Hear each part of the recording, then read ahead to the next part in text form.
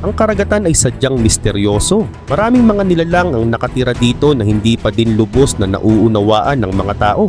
At bukod pa dyan sa kalaliman din ng dagat, ay dito mo rin matatagpuan ang iba't ibang kayamanan, mga statwa.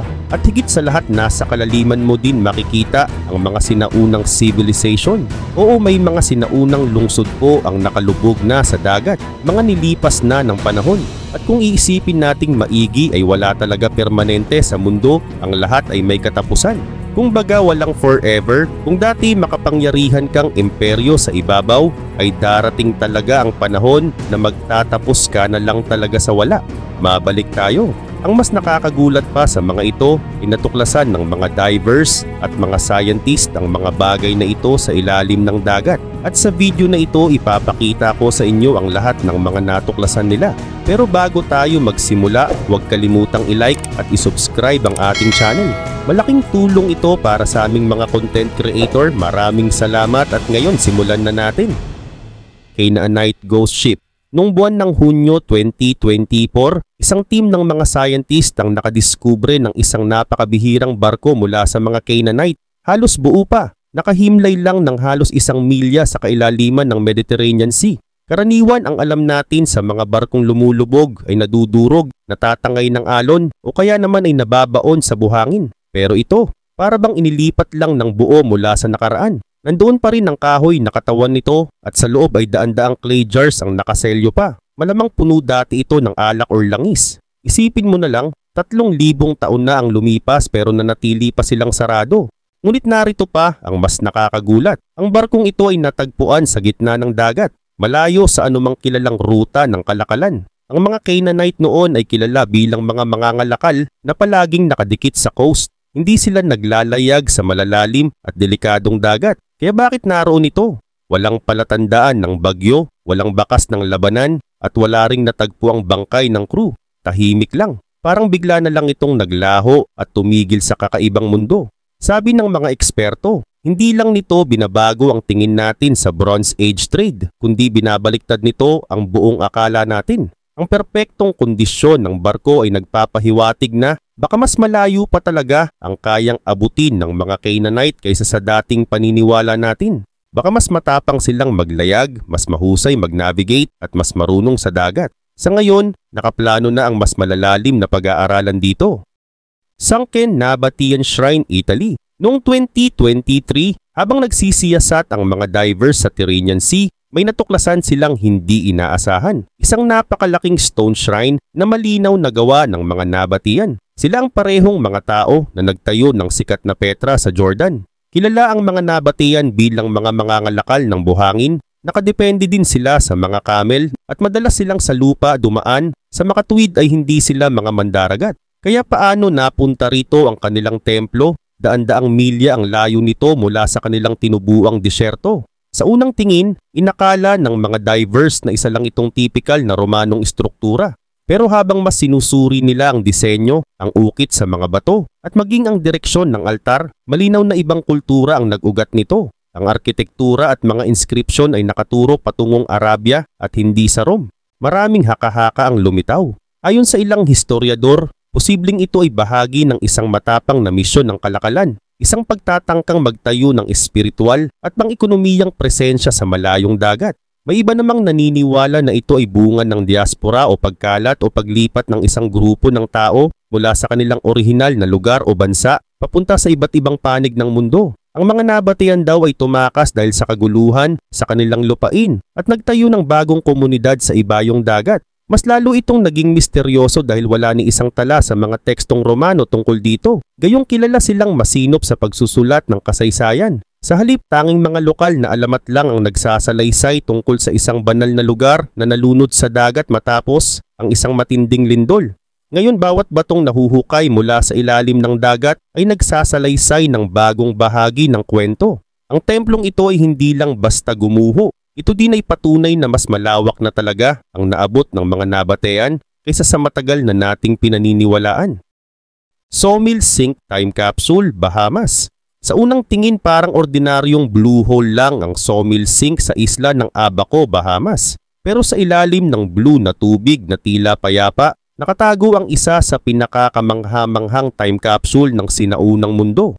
Sa kailaliman ng hukay na halos walang oxygen at liwanag, nakaligtas ang mga bangkay ng mga hayop na matagal nang nawala, malalaking turtle, dambuhalang buwaya at mga ibong hindi marunong lumipad. Ang iba sa kanilang mga buto ay may nakadikit pang bahagi ng malambot na tissue, parang mismong oras ang huminto para ingatan sila.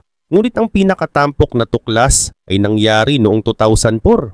Natagpuan ng mga researchers ang halos kumpletong kalansay ng isang batang babae na nabuhay mahigit 1,000 taon na ang nakalipas.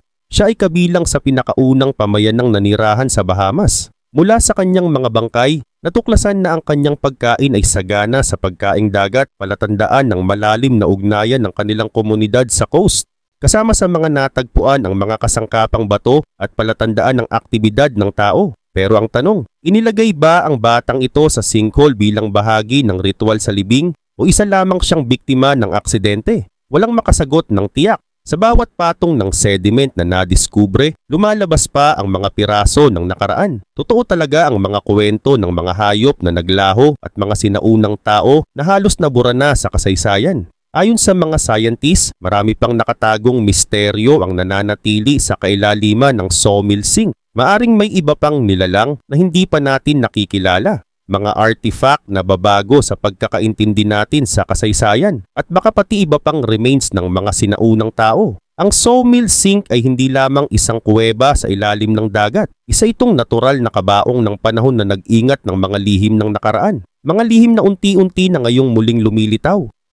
Port Marix Hidden Armada, Ireland. Noong unang bahagi ng 2024, isang malakas na bagyo ang humampas sa baybayin ng Port Marix sa Ireland. Pagkaraan ng unos, may lumitaw na hindi inaasahan. Hindi lang iisang barko, kundi 4 na sinaunang bangkang nakabaon sa buhangin ang biglang nagpakita, para bang mga multong bumangon mula sa dagat. Nang suriin ng mga archaeologists, natuklasan nilang ang mga barkong ito ay yari sa oak at bakal at pinaniniwalaang mula pa noong ika-19 na siglo o mas lumapa. Malinaw na matitibay ang pagkakagawa pero hindi sapat para makaligtas sa matinding storm ng Irish Sea. Kilala ang coast ng Port Marix sa pabago-bagong waves at biglaang bagyo, dahilan kung bakit mahigit 50 barko na ang lumubog dito sa paglipas ng mga siglo. Ngunit ang 4 na barkong natuklasan ay kakaiba dahil wala silang anumang record sa kasaysayan o logbook. Walang malinaw na dahilan ng kanilang paglubog, walang pangalan, walang dokumento, walang kasaysayang nakaukit. Tanging katahimikan ng kanilang nabubulok na mga balangkas ang naiwan. Ayon sa ilang eksperto, posibleng lumubog ang mga ito sa serye ng malalakas na bagyo noong early 1800s. Ang iba naman ay naniniwalang mga lokal na barko lamang ang mga ito na hindi na nakauwi sa pantalan. Ang mas nakapagtataka pa, mabago-bago ang anyo ng baybayin dito. Ang isang bagyo ay maaring magbaon ng barko sa buhangin at ang susunod naman ay muling maglalantad nito makalipas ang ilang dekada. Ngayon nagtutulungan ang mga mananaliksik na idokumento at iligtas ang mga remains bago muling lamunin ng dagat. Ang 4 na barkong ito ay hindi lamang mga piraso ng kahoy at bakal. Sila ay mga patunay ng nakalipas na pakikipagsapalaran at trahedya sa ilalim ng malupit na alon ng Ireland. Pablo Petri's Drowned City, Greece. Isipin mong lumalangoy sa ilalim ng dagat at biglang makita ang buong plano ng isang sinaunang lungsod. May mga kalye, pintuan, bahay at kahit sistema ng tubo ng tubig. Ganyan ang matatagpuan sa ilalim ng Vatica Bay sa Greece. Ang Pablo Petri, isang lungsod na mahigit 5,000 taon na ang tanda at itinuturing na pinakamatandang nalubog na syudad sa buong mundo. Natuklasan ito noong 1967 ng mga diver at mula noon nakilala ito bilang isang pambihirang halimbawa ng Bronze Age settlement. Hindi lang basta mga pader o pundasyon ang naiwan. Mahigit 15 gusali ang malinaw pa ring makikita, kumpleto sa mga daanan, courtyard at mga libingan. Para bang pinindot ang pause button ng kasaysayan at itinago ito ng dagat para manatiling buo. Ayon sa mga eksperto, ang lungsod ay unti-unting nilamon ng dagat bandang 1000 BCE, dulot ng lindol at pagtaas ng sea level. Pero imbes na sirain, pinreserba ito ng tubig at putik. Dahil dito hindi ito nadungisan ng mga looter, modernong konstruksyon o paglipas ng panahon. Sa halip na natiling buo ang larawan ng isang masiglang port city na konektado sa iba't ibang kalakalan sa Mediterranean. Kapansin-pansin ang katahimikan ng lugar, Ayon sa mga diver, para kang naglalakad sa mga lansangang iniwan ng mga tao kahapon lamang. Ang surreal na tanawing ito ang nag-udyok sa ilan na iugnay ang Pablo Petri sa alamat ng Atlantis, bagaman mas nakabatay ito sa imahinasyon kaysa siyensya. Gayunpaman malinaw na ang syudad ay may mahalagang papel sa sinaunang kalakalan at kultura. Ngayon patuloy ang mga pag-aaral sa Pablo Petri gamit ang sonar at 3D mapping. Bawat detalye mula sa disenyo ng bahay hanggang sa lokasyon ng mga libingan ay nagbibigay ng bagong kaalaman tungkol sa pamumuhay ng mga tao noong panahong iyon. Isang tahimik na lungsod sa ilalim ng dagat pero nagsasalaysay ng isang kwento na mas buhay pa kaysa dati. Bimini's Enigmatic Pathway, Bahamas. Sa mababaw na tubig sa paligid ng Bimini Island sa Bahamas, may isang kakaibang tanawin na matagal nang pinagdedebatehan ng mga siyentipiko at explorer. Isang mahabang linya ng malalaking bato na parang kalsada, perpektong nakahanay. Tila gawa ng tao, ngunit nasa ilalim ng dagat. Tinawag itong Bimini Road at hanggang ngayon misteryo pa rin kung natural ba ito o obra ng isang nawalang sibilisasyon. Unang natuklasan noong 1960s, mabilis itong naging sentro ng atensyon dahil ang mga blok ng bato, ang ilan ay mahigit 10 talampakan ng haba, ay nakahanay ng halos geometric. Para itong isang tulay, breakwater o isang kalsadang itinayo at pagkatapos ay nilamon ng dagat. Maraming naniniwala na gawa ito ng sinaunang tao, isang istrukturang ritual, pantalan o posibleng bahagi ng isang lungsod na matagal nang lumubog. Ngunit ayon naman sa ilang geologists, ito'y natural na pagbuo lamang ng limestone na nabiyak at naukit ng alon at panahon. Sabi nila, nagkakataon lang na mukhang kalsada ang ayos ng mga bato. Pero kahit ganon, hindi nawala ang mga haka-haka, lalo na't may koneksyon ito sa prediction ng American mystic na si Edgar Cayce. Noong 1930s, sinabi niya na may ebidensya ng Atlantis na lilitaw malapit sa Bahamas pagsapit ng 1960s at doon nga natagpuan ang Bimini Road. Hanggang ngayon nananatiling palaisipan ng lugar na ito. Para sa ilan patunay ito ng isang advanced na sibilisasyong lumubog sa dagat. Para naman sa iba, isa lang itong kahanga-hangang gawa ng kalikasan. Ngunit isang bagay ang malinaw, ang Bimini Road ay patuloy na umaakit ng mga diver, siyentipiko at mga mananampalataya sa alamat ng Atlantis. Tahimik itong nakahimlay sa ilalim ng dagat, naghihintay ng kasagutan na maaring magbago ng ating pagkaunawa sa nakaraan. Aboriginal Submerged Camps, Australia. Sa loob ng libu-libong taon, paulit-ulit na ikinuwento ng mga Aboriginal elder ang alamat ng lupain na nilamon ng dagat, mga baybayin, kung saan minsan nanirahan ng kanilang mga ninuno bago ito tuluyang nalunod. Maraming hindi naniwala, tinuring itong alamat o simbolismo lamang. Ngunit sa modernong panahon, pinatunayan ng agham na totoo ang mga kwento nila. Sa hilagang kanlurang bahagi ng Australia, partikular sa paligid ng Dampier Archipelago, natuklasan ng mga archaeologist ang mga sinaunang campsite na nakalubog sa ilalim ng dagat ng mahigit 8,500 taon. Sa seabed natagpuan ng mga batong gamit, mga blade grinding stones at mga kasangkapang ginamit sa pang-araw-araw na buhay. Dito malinaw na makikita na may mga komunidad na namuhay sa dating baybayin bago ito tuluyang lamunin ng tumataas na tubig dagat. Ang natatangi sa tuklas na ito ay hindi lang ang edad ng mga kagamitan, kundi ang koneksyon nito sa oral tradisyon ng Aboriginal people. Ang mga kwento ng kanilang ninuno tungkol sa pag-akyat ng tubig dagat ay ipinasa mula henerasyon hanggang henerasyon. At ngayon nakatuklas ang mga siyentipiko ng pisikal na ebidensya na nagpapatunay na totoo ang kanilang alaala. Ipinapakita ng mga gamit na ito na ang mga sinaunang tao ay hindi basta tumigil nang magsimulang umakyat ang dagat. Sila ay umangkop, naghanap ng bagong paraan ng pamumuhay at nagpatuloy sa pag-survive sa isang mundong unti-unting nagbabago. Ang mga campsite na ito ay posibleng maliit na bahagi pa lang ng mas malawak na network ng mga komunidad na matagal nang natabunan ng karagatan.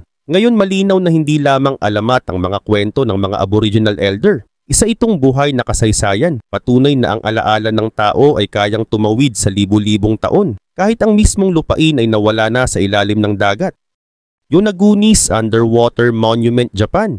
Isipin mong lumalangoy ka sa kailaliman ng dagat at biglang lumitaw sa harap mo ang isang higanteng estruktura na parang sinaunang templo. Ganito ang karanasan ng mga divers noong late 1980s nang matuklasan nila ang nakabibighaning monumento sa ilalim ng dagat sa may baybayin ng Yonaguni Island sa Japan. Ang lugar na ito, na kilala bilang Yonaguni Monument, ay nakalubog ng halos 80 feet sa ilalim ng tubig. Kapansin-pansin ang malalaking hakbang na tila hagdan, matutulis na gilid na parang mga teres at mga bloke ng bato na kasing bigat ng daan-daang tonelada. Sa unang tingin mahirap isipin na gawa lang ito ng kalikasan. Ang mga patag na ibabaw, tuwid na kanto at tila mga daan o koridor ay nagmumukhang sinadyang likhain ng tao. May mga divers ding nagsasabing nakakita sila ng mga ukit sa bato, mga anyo ng hayop, muka at simbolo na bahagyang nabura na ng agos ng tubig sa paglipas ng libong taon. Habang mas lumalalim ang mga nagsisiyasat, lalo itong kahawig ng isang sinaunang lungsod na matagal nang nilamo ng karagatan. Kung totoo ngang gawa ito ng tao, posibleng umabot sa 10,000 taon ang tanda ng monumento, mas matanda pa kaysa sa alimang kilalang sibilisasyon sa Asya. Ang ibig sabihin nito, baka nagkaroon na ng isang maunlad na lipunan sa panahong iyon na may kakayahang bumuo ng napakalaking estruktura bago pa man nagsimula ang maraming bahagi ng kasaysayan na alam natin ngayon. Pero hindi lahat ay kumbinsido. May mga geologists na naniniwalang natural lang itong formasyon ng sandstone na nabasag dahil sa paggalaw ng tectonic plates at hinubog ng alon at panahon. Para sa kanila, isa lang itong kakaibang obra ng kalikasan na nagkataong napaka-perpekto ang anyo. Hanggang ngayon hindi pa rin lubos na natutugunan ang misteryo ng Yonaguni Monument dahil kakaunti lamang ang suportang pananaliksik dito. Kaya't nananatili itong palaisipan, obra ba ito ng kalikasan o pamana ng isang sibilisasyong nalimutan na ng panahon? Kung natural man o gawa ng tao, iisa lang ang malinaw. Ang dagat ay nagtatago ng mga lihim na maaaring baguhin ang pagkakaintindi natin sa pinagmulan ng kabihasnan. Herakleion Sunken Treasures, Egypt. May mga lungsod na unti-unting nabura sa kasaysayan at mayroon ding biglang nilamon ng dagat. Isa sa pinaka-nakamamanghang halimbawa nito ay ang sinaunang syudad ng Herakleion sa Ehipto. Isang makapangyarihang daungan na lumubog at nawala sa loob ng mahigit 2,000 taon.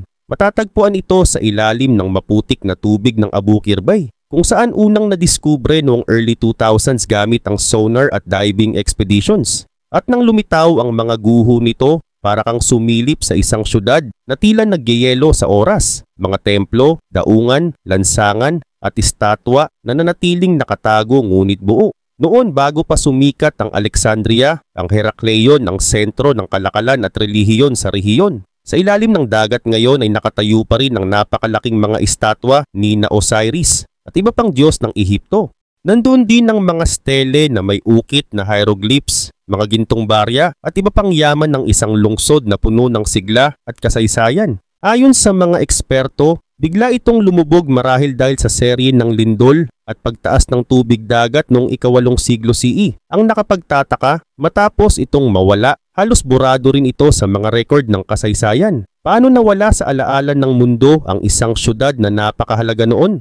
Ang mga gamit na nakuha mula rito ay nagbibigay ng mga hints. Isang granite na kabaong na buo pa, mga lamparang tanso na tila handa pa sanang sindihan, at mga goods mula sa iba't ibang lugar sa Mediteraneo. Lahat ng ito ay nagpapakita ng biglaang trahedya na sumira sa lungsod. Ngayon ang Herakleion ay isa sa mga pinakapambihirang archaeological discovery sa ilalim ng dagat. Sa bawat paglusong ng mga divers, mas lalong nadadagdagan ang kaalaman natin tungkol sa kasaysayan ng Ehipto at sa mahiwagang syudad na minsang naging pintuan ng kalakalan sa buong mundo. Dwarka's Submerged Ruins, India. May mga alamat na akala natin ay katang-isip lang hanggang sa may ebidensyang lumitaw mula sa ilalim ng dagat. Ganyan ang nangyari sa Dwarka, ang tinaguriang kaharian ni Lord Krishna sa mga sinaunang tekstong Hindu. Noong dekada 1980s, may mga divers na nagsisiyasat sa baybayin ng Gujarat, India nang matuklasan nila ang nakabibighaning view sa ilalim ng Arabian Sea. Mga guho ng isang sinaunang syudad na halos perpektong nakalatag na parang grid. Nakita nila ang mga pundasyon ng bato, mga lansangan at mga istrukturang tila gawa ng isang mataas na antas ng sibilisasyon. Ang nakakakilabot na bahagi, ang mga detalyeng ito ay kamukha ng nasa mga banal na kasulatan. Isang lungsod sa tabi ng dagat, sagana sa kalakalan at kagandahan. Nakalaunan ay nalunod ng dagat. Sa loob ng mahabang panahon inakala ng marami na simbolismo lang ang kwento. Pero ngayon may pisikal na ebidensya na sumusuporta rito. Gamit ang sonar, lumabas ang malinaw na mga pattern ng parisukat at tuwid na kalsada. Nakakita rin sila ng mga piraso ng gamit, mga anchor, kasangkapang bato at iba pang artifact na malinaw na gawa ng tao. Ang edad ng mga ito ayon sa pagsusuri, maaring umabot ng mahigit 9,000 taon. Mas matanda pa kaysa sa kilalang Indus Valley Civilization. Siyempre may mga skeptiko na nagsasabing natural lang ang mga formasyong ito gawa ng erosyon at tectonic shifts. Ngunit ang pagkakaroon ng mga kasangkapang tiyak na ginamit ng tao ay nagbibigay bigat sa paniniwalang ito ay isang tunay na sinaunang lungsod. Kung mapapatunayan ngang ito ang Dwarka, babago nito ang pananaw natin hindi lang sa kasaysayan ng India, kundi sa ugnayan ng alamat at katotohanan. Dahil minsan, ang mga kwento na ipinapasa mula sa libu-libong taon ay maaring may halong totoo at ang dagat ang nag-ingat ng kanilang sikreto. Bayaes Underwater Villas, Italy. Isipin mo ang isang syudad na itinayo hindi para sa kapangyarihan, kundi para sa walang tigil na luho.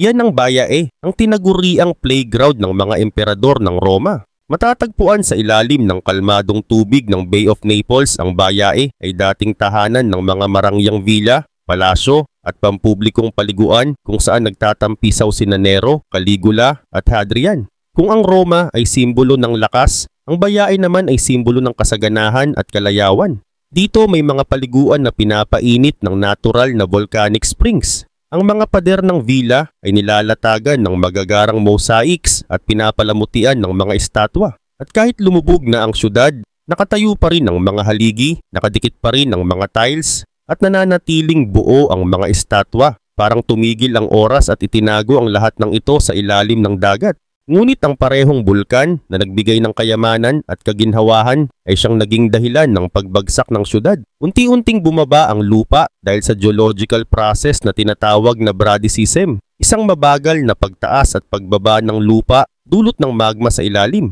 Hindi gaya ng Pompeii na winasak sa isang iglap, ang Bayae ay dahan-dahang nilamon ng dagat hanggang sa tuluyang iniwan ng mga mayayamang Romano. Ngayon ang Bayae ay parang isang underwater museum. Ang mga diver ay pwedeng lumangoy sa pagitan ng mga villa, humaplos sa mga mosaic floor, at humarap sa mga estatwang nakatitig mula sa kadiliman ng dagat. Isa itong tahimik na sulyap sa nakaraan, isang lugar kung saan ang labis na kalayawan ay nauwi sa pagkalimot, ngunit nanatiling buo bilang isang nakapangingilabot na monumento sa ilalim ng alon. Atlit Yam's Prehistoric Village, Israel. 30 talampakan sa ilalim ng dagat Mediterranean, matatagpuan ang isang tanawin na parehong nakakaantig at nakapangingilabot. Isang ina na yakap-yakap pa rin ang kaniyang anak libu-libong taon matapos silang lamunin ng dagat. Ito ang Atlit Yam, isang sinaunang nayon na napreserve sa paraang halos imposibleng paniwalaan. Natuklasan ito noong 1984 malapit sa baybayin ng Haifa. At mula noon, naging isa ito sa pinakakompletong Neolithic villages na natagpuan sa ilalim ng tubig. Ang pagkakaiba nito sa iba pang archaeological sites ay hindi lang mga gamit o bahay ang naiwan, kundi mismong emosyonal na eksena ng huling sandali ng mga taong nanirahan dito. Dito makikita ang mga bahay na gawa sa bato, isang balon ng sariwang tubig, at isang bilog ng mga batong nakatindig na pinaniniwala ang ginamit sa ritual. Ang pagkakaayos ng mga ito ay malinaw na nagpapakita na ang Atlit Yam ay isang maunlad na komunidad, may sariling agrikultura, pangingisda at pananampalataya bago pa man umusbong ang mga dakilang sibilisasyon sa Mesopotamia at Egypt. Ngunit dumating ang matinding pagbabago sa klima matapos ang huling Ice Age. Unti-unting tumaas ang tubig dagat at posibleng isang dambuhalang tsunami ang nagbigay ng huling dagok na nagbaon sa nayon sa kailaliman. Ang mga remains ng tao na natagpuan dito ay kabilang sa pinakaunang nagpapakita ng ebidensya ng tuberculosis na nagdadagdag pa ng kwento tungkol sa hirap at sakit na kanilang dinanas. Ang Atlit Yam ay hindi lamang isang village na nalunod. Isa itong frozen moment in time, isang malinaw na paalala na ang dagat ay hindi lamang nagbibigay buhay, kundi maaari ring biglang bumawi ng lahat. Roman Cavalry Relic, Croatia. Isang piraso ng helmet na yari sa tanso, kalahating nakabaon sa buhangin ng Adriatic Sea. Iyan lang ang natira mula sa isang sundalong Romano na tila nabura sa kasaysayan. Walang bangkay, walang barko, walang kahit anong palatandaan ng laban o trahedya. Tanging ang helmet lamang ang nag-iwan ng bakas ng kanyang pag-iral. Natagpuan ito malapit sa Veliki Scoly Island sa Croatia ng isang karaniwang diver. Bagamat kinakalawang na at kupas dahil sa mahabang panahong nakalubog, malinaw pa rin ang hugis at detalyeng gawa ng mga panday noong unang hanggang ikalawang siglo CE. Hindi ito mamahaling piraso ng hari o general. Ito ay gamit ng isang ordinaryong kawal, matibay at praktikal para sa pang-araw-araw na pakikidigma. Ang nakapagtataka, natagpuan ng helmet sa dating rutang pandagat ng mga barkong Romano. Madalas na dumadaan dito ang mga sasakyang pandigma at pangkalakalan, ngunit sa kabila ng masusing paghahanap, walang ibang remains ang natagpuan. Wala ring bangkay o armas na kasama. Parang mahiwagang lumutang mag-isa ang helmet sa dalampasigan ng panahon. Maraming haka-haka ang lumitaw. Baka nahulog ito mula sa kargamento ng barko noong may bagyo. Baka itinapon mismo pagkatapos ng isang laban. O baka dinala lang ng alon mula sa isang malayong trahedya. Ngunit anuman ang dahilan, ang pagiging mag-isa nito ang tunay na nagbibigay ng bigat sa kwento. Sa simpleng piraso ng tanso na ito, para bang naririnig pa rin natin ang bulong ng isang mandirigmang Romano. Isang taong minsang nabuhay, nakipaglaban at naglakbay. Pero ang tanging naiwan sa kasaysayan ay bahagi ng kanyang helmet.